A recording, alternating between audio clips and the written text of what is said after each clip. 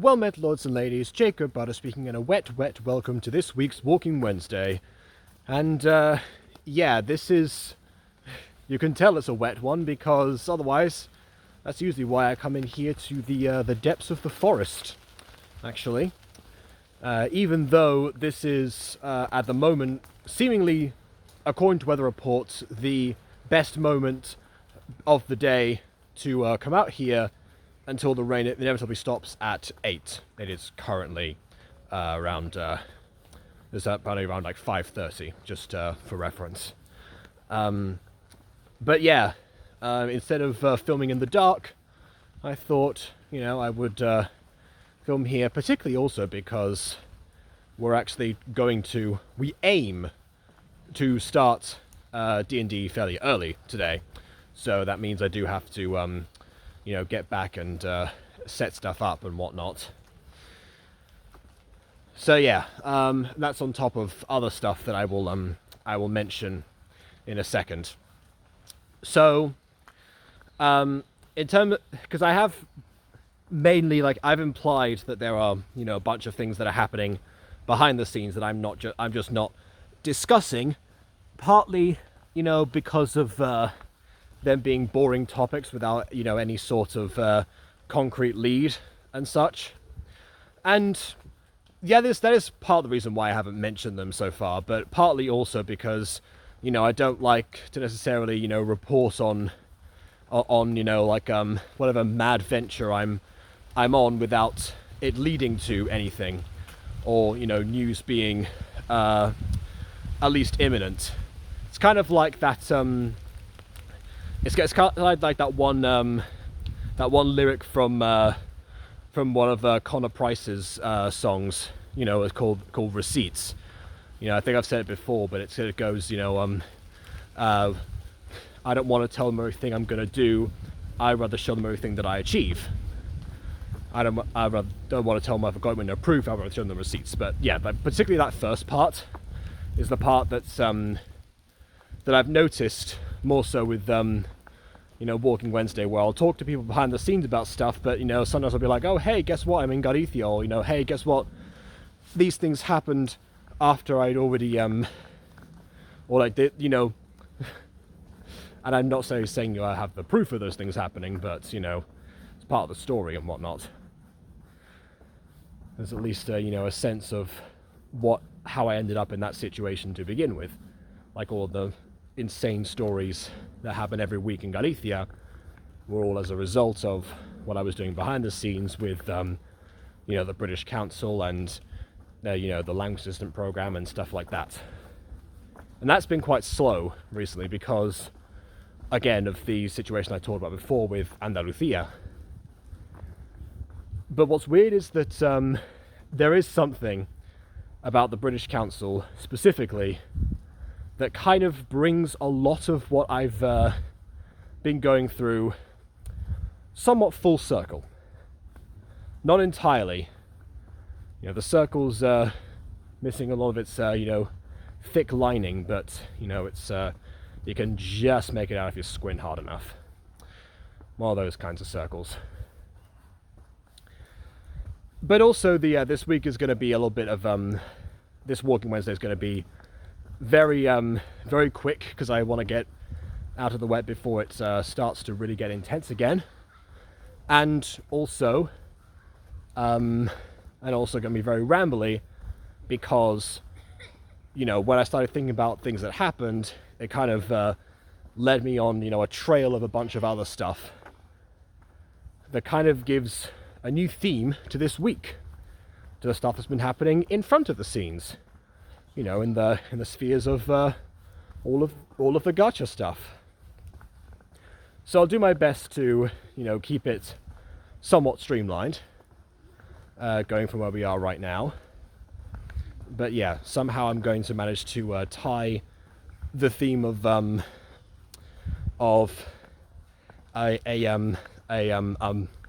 a master's university course that I applied to the random video that I found this week made by GachaTuber You Know Who, outlining the most underrated gacha series in their opinion, and what those things kind of signify. So, yeah, let's see how that one goes. Setting the bar high, but then again, that's also part of the story, not gonna lie. So, I mentioned a couple of times that, I've been looking into alternatives because the British Council have not been forthcoming with placements due to the situation in Andalusia and the priority that they've been sustaining.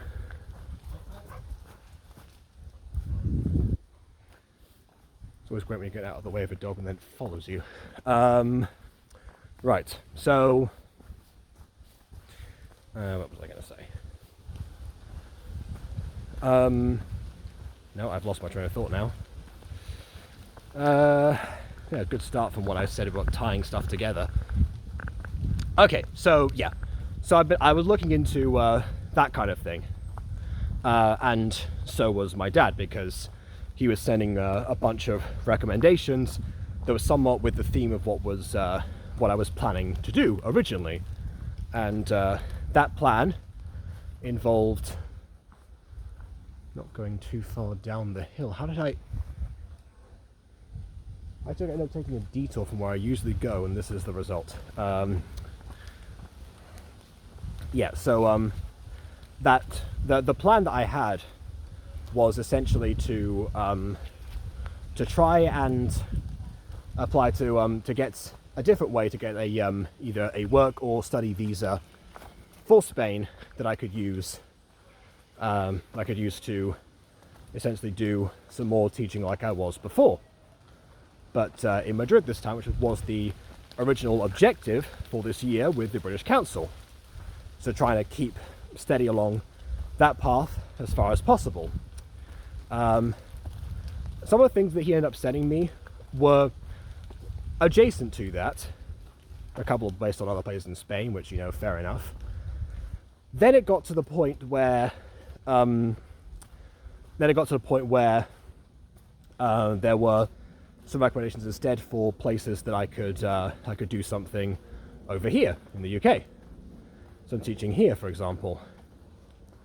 And I think that would have been, more so applying to like the Spanish side of things, which I would not be fully against, but it was not. But the reason I was keeping on that path is because, honestly, for the past 2 years, there's been like a rabbit hole that's I've been constantly going down. So originally when Siren Story ended, what I actually said was that I was going to take a break from academia because that whole thing just overwhelmed me so much, considering everything that's going on in the world, but also with the lack of support from the actual staff. A few things that like whatever surprises there may have been, trying to manage the work schedules of everyone involved, despite the fact that them complaining about the fact that I was the only person in that situation because I wrote something that was meant for an ensemble piece like they recommended, and then the staff complained about it, even though it was their suggestion to begin with. I've talked about this all at length before. So I was like, okay, you know what? I can't immediately go into a potential master's, which would have been the next step after a degree, right after this point. So I'm going to take a break for a year, do something else, and then we'll see from there, and I will eventually apply for an MA that I'm interested in. MA being Master of the Arts, that's what they're called. That was the plan. That's also when the Great Watch Hour race started, and I managed to actually finally monetize my YouTube channel, this channel. So that was also happening at the same time, along with a few like other things that were expanding a more of an actual work portfolio. And I was getting ready to finalize that, and then along came Denethor, who was one of the people who was helping to broaden said portfolio, and offered a suggestion based on the fact that, by the way, Denethor has always been impressed by my level of bilingualism, if that's even a word. Because yeah, I met him originally when I was like 14 or something, And I remember we were like walking around somewhere like here basically, and he was impressed that, you know, whenever we were having a whole Spanish conversation, I just never switched. Even when I tripped or something, I went "uiba" instead of saying "whoops" or something like that. And yeah, he was entranced by that, and somewhat I don't think he ever forgot that, because we obviously met him a couple of times afterwards and whatnot. And he likes to test my skills sometimes, or at least he used to like to test my skills sometimes growing up. And so did his wife occasionally, you know. It was like, yes, how do you say seesaw in Spanish? Like, I finally stumped you. It's like, yeah, for a second I remembered it was Balancine. But yeah, that's and that's that was only exacerbated by the you know, what I was able to what I was able to do when I did work for him, you know, which was the translations and the voice acting, and, you know, a few like edits basically for my captions and whatnot, for some materials that he needed, and then he spread those around, and they seemed to work quite nicely in schools. So I guess the fact that the wife, whose code name I forgot, is a teacher, and the fact that he's always been entranced by like my bilingualism, and the fact that I provided materials for schools in the first place, all of that was why he suggested that I embark on the language assistant program to begin with, right towards the end of, you know, when that year was wrapping to a close. So, you know, I was like, so then I, you know, gave it a try in Leon when we went to visit them, and I thought, well, yeah, this is you know, something quite intriguing. You know, why not? Now that I have a taste for this, and I've been able to do something, especially given that I've been able to use like my knowledge of gacha for this. You know, there's some sort of drive for that, and also the fact that you know, again, my understanding of the different education systems and my desire to have them do something a bit more creative, partly fueled by the fact that they engage so much in the creative thing.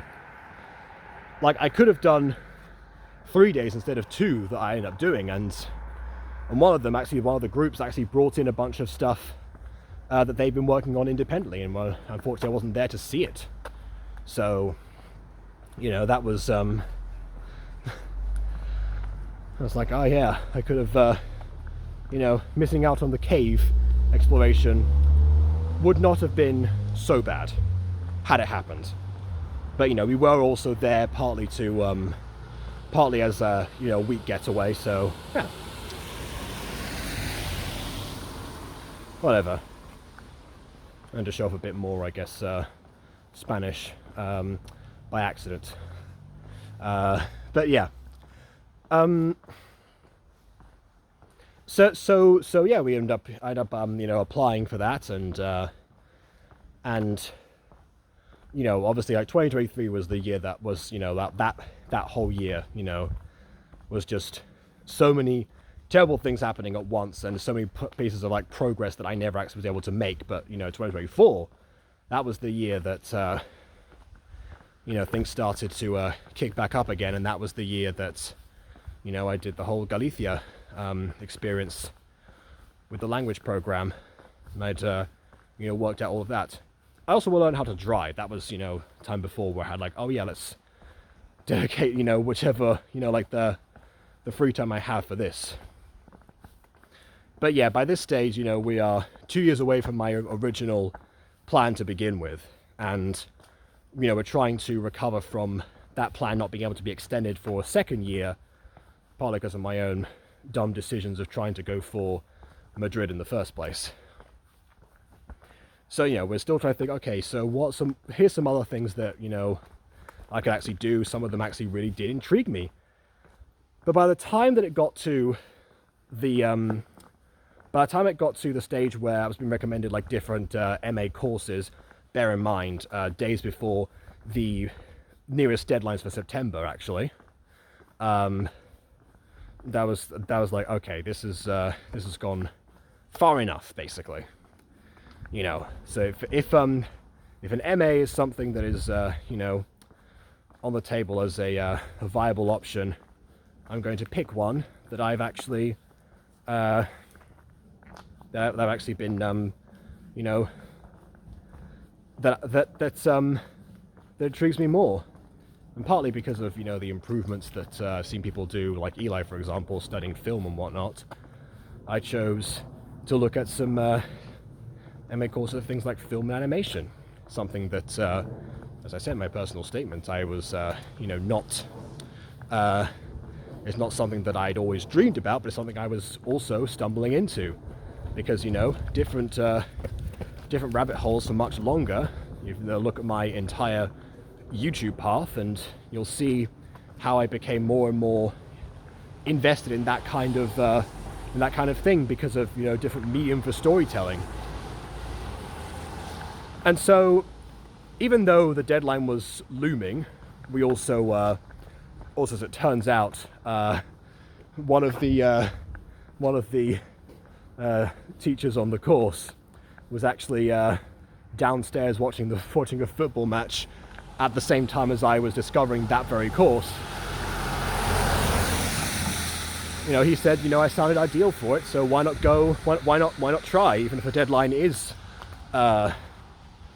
the day after, which it was. You escape the woods and then the dogs jump scare you. You escape Galitha, the dogs jump scare you.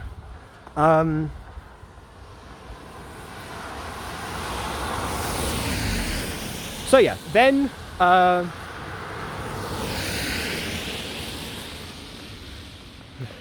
then I thought, you know, things are coming full circle. I'm applying for an MA that, you know, even though it would have been better if I actually had started that, if I got to that idea sooner,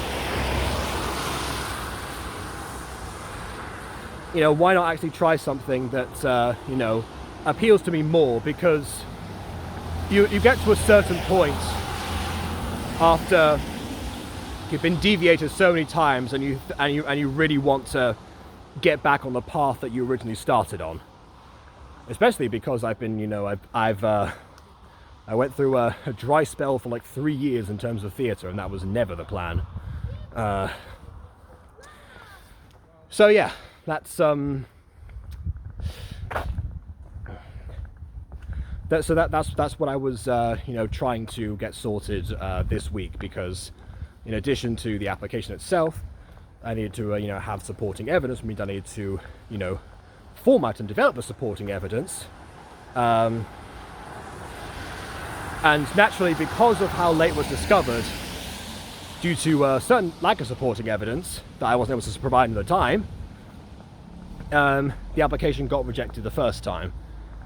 Then my dad, bless him, tried to pull some strings and, you know, got the head of the course to reopen pending a very quickly put together work portfolio, which was a shorter version of what I was intending to submit in the first place.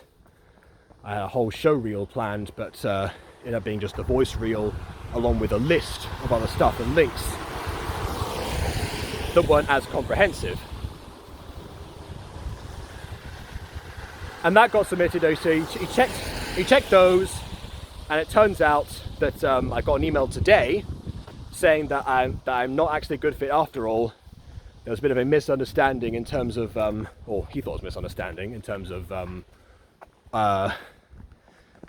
what I had put forward, and yeah, because of course what I put forward in my portfolio was a bunch of a list of things I'd done, you know, mostly for Gacha, but also a couple of things for, you know, some I threw in some Minecraft there, of course, and whatnot. So, you know, he said, no, it looks like what you've got here is, you know, a bunch of pre-existing assets and such, which I already had declared in the personal statement. And, you know, and the email says something like, you know, that's not what the course defines as real animation. Which, you know, partly because they also focus a lot more on 3D. They also said that. he recommended that I, look into something about an MA course on games, for example, because of the tools that I've used. Not sure if that's exactly something I think to do, but then again, I'll get back to this towards the end, because when one door closes, another one opens. We haven't got there yet. So, definitely a huge disappointment that didn't end up working out. It was a long shot anyway, because it was always going to be. Even the teaching stuff that I've been doing is a long shot, considering that I never actually, trained for that or properly looked into it until it was already happening. So, the fact that I even got as far as I did to begin with is already a masterstroke. But hey, if when applying for something, if even when nepotism fails, that tells you it's not ideal. So yeah, like I'm not bitter. I don't mind. It's definitely disappointing, because what they offered was very interesting. But I'm sure I can find something else that would match that, again, in theory. The one part that perturbs me, or the part that I was, racking away at, that ties this and the stuff with you-know-who this week, is actually the part about, gacha not being classified as real animation. Now, of course, I get that by their course definition, they need to hone in on what, on what they're they're willing to, what they can offer on the course, because there's only while they want to ask you what kind of project you want to do on the course, and of course every university is trying to evolve and do different things. They have to put the limits somewhere. But it's just that they just got me thinking about not only how gacha has been devalued historically as a medium, and thus I wanted to start showing that it can be criticized the same way as any other art form to begin with, and thus Gacha Review. But also about how you-know-who highlighted all of these different shows that for better or worse, like, are pushing the medium in some way, but haven't got their greatest footing as of yet. Not to say that some of them haven't progressed significantly, but in the algorithm, I mean. But it's there's definitely no ways to go. They've not reached the levels of, let's say, Royale Fairy Academy, for example, another series that pushed the medium, but was held back by other things. But I've already talked about that show a lot. Because yeah, also Monet reappeared this week in Gacha Review, and has constantly been doing so. But one of the first things that she said when she was back, when we were watching one of those underrated series from the you-know-who list, was Gacha has changed. And yeah, Gacha has changed. Gacha keeps changing. There are the old problems still linger occasionally, but they've also been new problems or new advancements. And obviously some things that I do miss. So and yeah, I guess, like, because of those series being like underrated and such, a lot of people don't really quite realize how how significant some of them are. Like, they're not the first to do things like, apply different lighting, for example, but one of them really leaned into the idea of foreshadowing and character establishment. Another one tried its hand at combining hand-drawn animation with it, along with along with you know, like green screen effects that come with the editing software, which is understandable. Which, yeah, have been used since the days of Witch Academy, for example. To great effect, might I add. So yeah, it's one of those situations where there is a lot going on. There's a lot to dive into, of course, because as usual it boils down to story. But yeah, as much as you know, I agree with only 50% of the list that You Know Who put forward, we need more lists like that to begin with. We need more people taking you know, gacha seriously and considering it to be, you know, as real as any other art form. You know what I mean? That also, weirdly enough, got me thinking about in terms of something that I'd heard, that apparently, you know, when they were starting to roll around, you know, using computers for animation in the first place, that was considered cheating to some extent. And I'm pretty sure that there are still a few people, I think like Hayao Miyazaki, for example, who, you know, like, I'm pretty sure he's used digital effects, but I mean, tries to keep what he considers to be the heart the same from you know, human artists and as much of human input with as little assistance and enhancement as possible.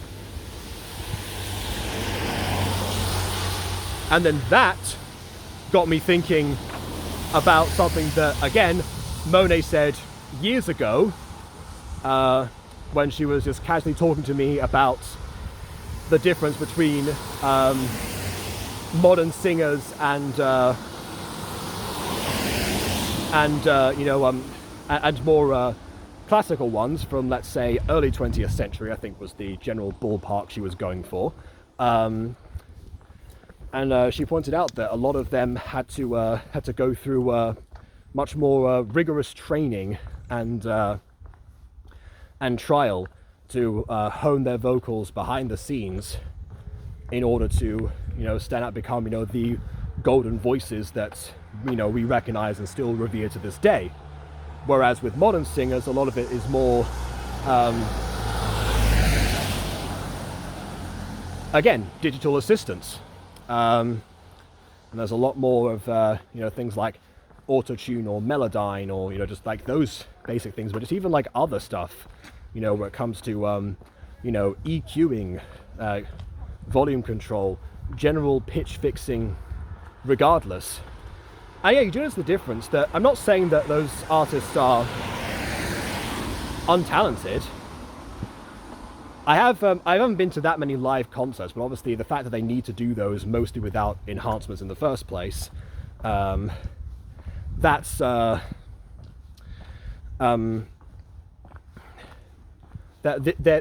is a little bit of a difference sometimes in how they're performed, or even like things like in Genius Lyrics, for example, where they get the singers to sing lyrics raw.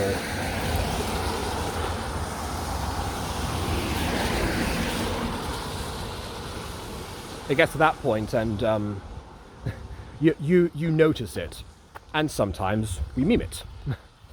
Poor Gavi Hanna. But anyway,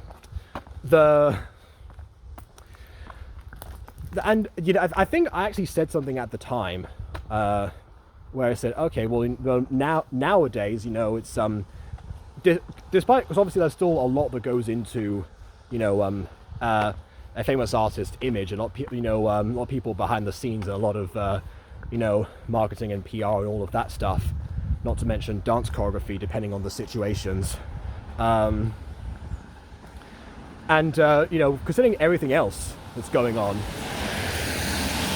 there being one less thing for them to worry about, you know, as long as there's still some level of, you know, that innate ability, or not innate ability, but like developed ability underneath. You don't need to, you know, the fact that they don't have to go through as much turmoil as before should be celebrated, is what I said at the time.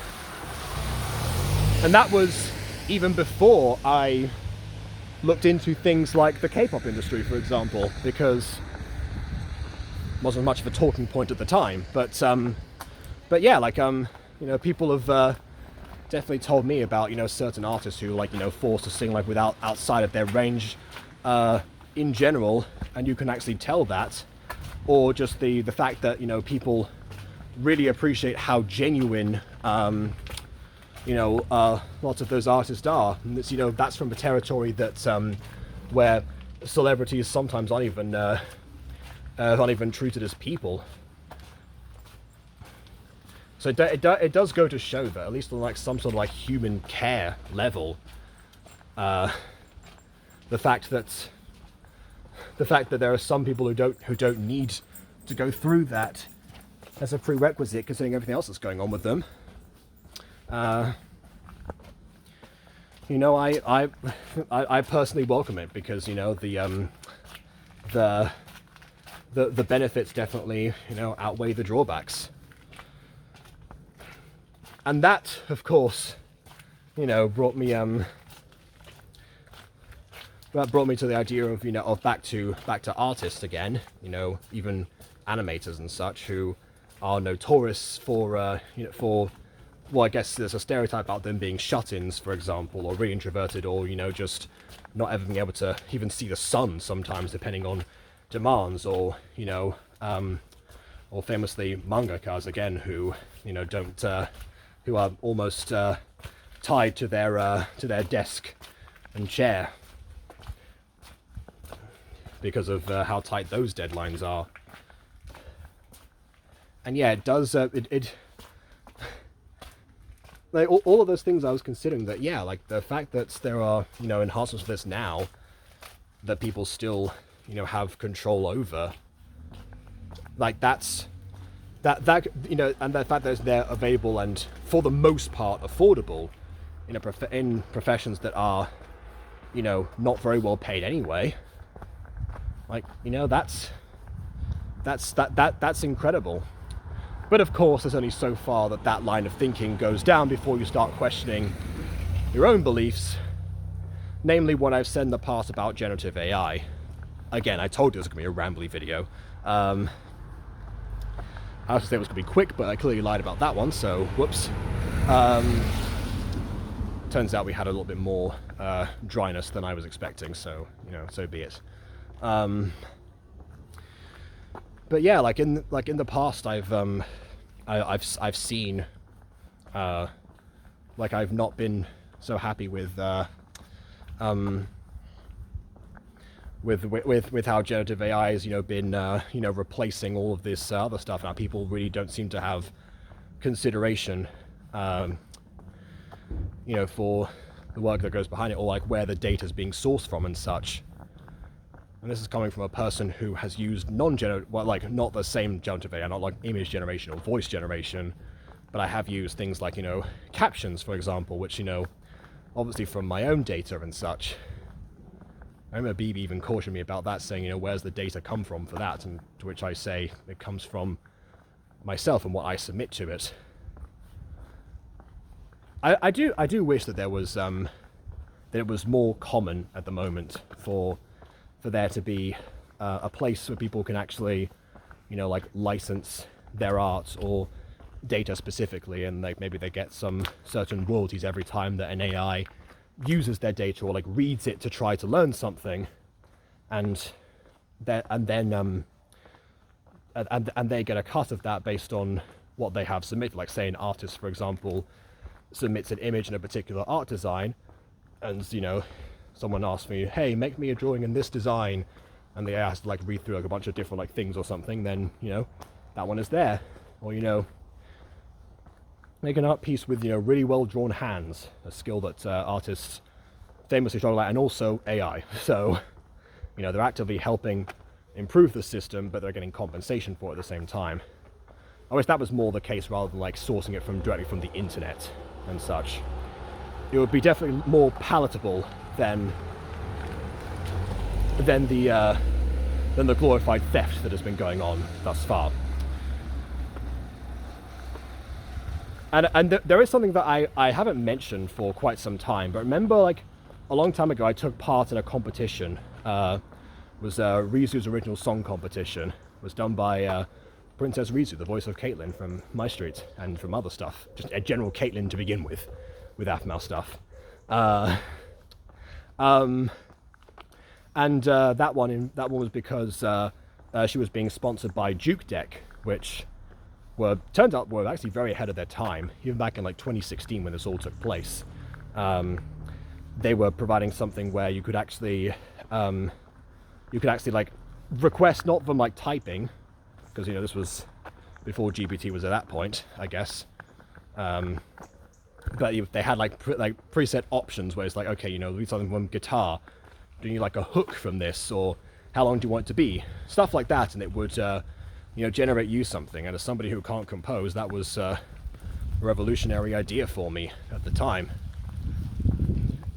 I don't know how they handled data management. That never actually came up, because it wouldn't have done. This was like the only thing at the time. Nowadays, with things like Suno AI and such, they're doing the same thing. I've cowered in dread, basically, because not only is the music an option, but also the actual lyrics in the song in the first place. So again, there is a limit to how far this idea can go before it renders just everyone obsolete unless they're being compensated for it. Or it's just labeled appropriately. That's also a thing that they're obviously now knuckled down on in things like YouTube and such. So it got me thinking about that, because it's the same style of complaint as the digital tools being used to enhance this stuff in the first place, and now digital tools are being defended as long as they're being used by humans. So it does make you think, like, what is the perception going to be in the future? Are we on the quote-unquote wrong side of history? I'm not saying that we are. I'm just saying that's what came to my mind, after everything started to tackle down after they saw that whole real animation thing. Because I've been saying that all these different art forms are all worthy of criticism, and yet I have vehemently dismissed one of them because of the general perception. Online discourse of things in the first place can be very difficult, because people take stances very quickly. One thing is good, or one person is good, or one person is bad. You have the one side or the other. And I've tried my best with over the long time that I've been on the internet to really think about try to not fall into that category. The first time I discovered this kind of thing was, again, 2016 with the whole Ghostbusters remake that was coming out at the time. And people were so up in arms about that. And turns out it was just a sign of things to come, or I guess a symptom of things that already were. Again, it was the first example that I found, but I'm sure there were more just over time. It's like, okay, so oh yeah, new information, I immediately despise this person or despise this thing, or new information, I mean this thing or not. It's like, I don't like to do that, but now I'm thinking have I been doing that with generative AI? Because a lot of people that use it don't mean any harm by it. A lot of them are people who either don't have the time or the resources to really properly learn to draw, or they want to generate more results. Want the quantity without sacrificing as much of the quality. And we're getting to the stage where that's even possible to begin with. And it makes me think about my mentality when I first discovered Jukedeck, before all of this AI discourse even happened in the first place, before it was on the public's mind. It's I understand it now. Do I agree with it? Not necessarily, but I understand it. And that's, really making me reflect now about this stuff. Obviously, there are people who act in bad faith and, really dismiss people who, who go the now more traditional route, even though digital stuff is obviously not too traditional, but you know what I mean. What's now the traditional route? You have your AI bros and such, and obviously there are a bunch of very jaded artists who have genuine reason to complain. Much like I guess Miyazaki had reason to complain about computers, and now also AI because of the whole Studio Ghibli effect, where you can actually send your pictures in and then get a result from there.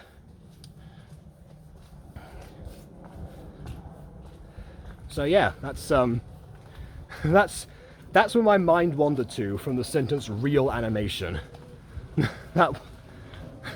And also from what I've been doing this week in terms of gacha that have been pushing things forward, because it is something that I keep talking about, how a lot of praise ends up coming for animation and such, but not for the story behind it, and for a series, for the story and characters to not be up to par. That's where the focus really needs to be. I've always said, if you have to choose between vision and story, always choose story, and I stand by that.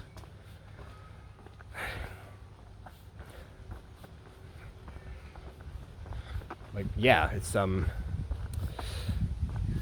and from the video that who made, there's actually there's actually a lot of examples of where all the praise went to the animation, with exception of Apocalypse, actually, really. And Kesuru in terms of voice acting, because Daisuke's voice actor particularly was praised for the crying scene, which I believe we also did on Gacha Review. We also highlighted that one.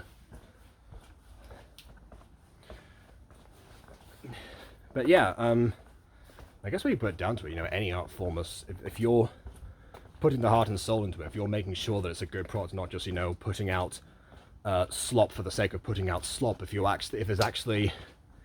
can notice like any form of care and desire to improve and to actually delight rather than just for lucrative means, then I guess really that's the ultimate takeaway.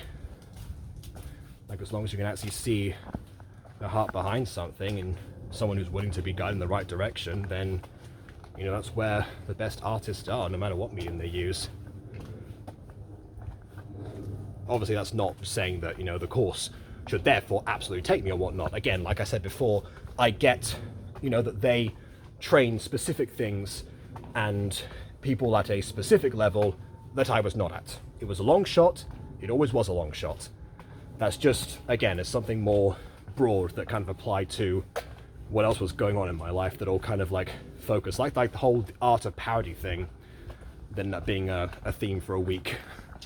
So yeah. I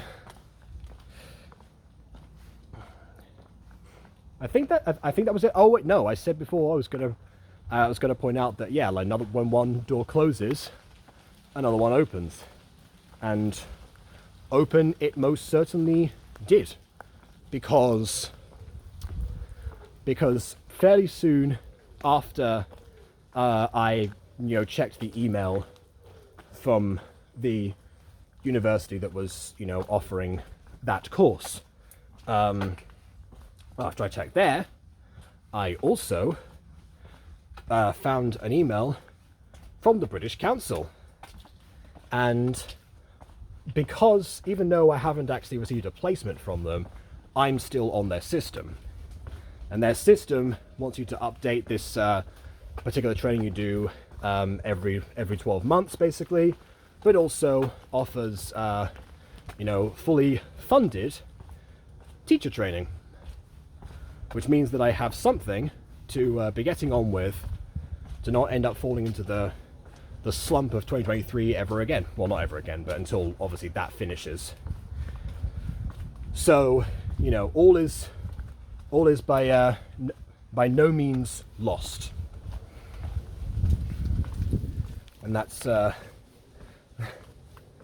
takeaway. So, like, even if I'm, you know, if they haven't actually placed me somewhere, they're still offering the training, which I, you know, again, I can probably use, because one thing that was holding me back in terms of the teaching stuff was the lack of an official qualification. So, hey, you know, if they're going to fix that, you know, if they at least I can take solace in that rather than, you know, the thing I was hoping they would do for me in the first place. So that's what I mean. You know, I mean, is it still going down that same rabbit hole as before? Yes, but, you know, it's by no means definitive. You know, could I actually apply with a bit more time to a different MA course for, say, February, for example? Yes. Could I take the skills that I actually learned from here and say, you know, and look for something in Spain without worrying about a secure work visa, without worrying about the 3-month time span as much? Also, yes. So there are definitely things that I can still do that at least, you know, might not be what I intended at this point, but that option is still always there, while I'm getting on with other stuff that can also serve me in the future. I can wait to fully close that circle as well. That being said, it's time for D&D tonight. Gotta prepare. So please leave a like or dislike, because your opinion matters, and subscribe if you haven't already. And on that note, until next time, farewell.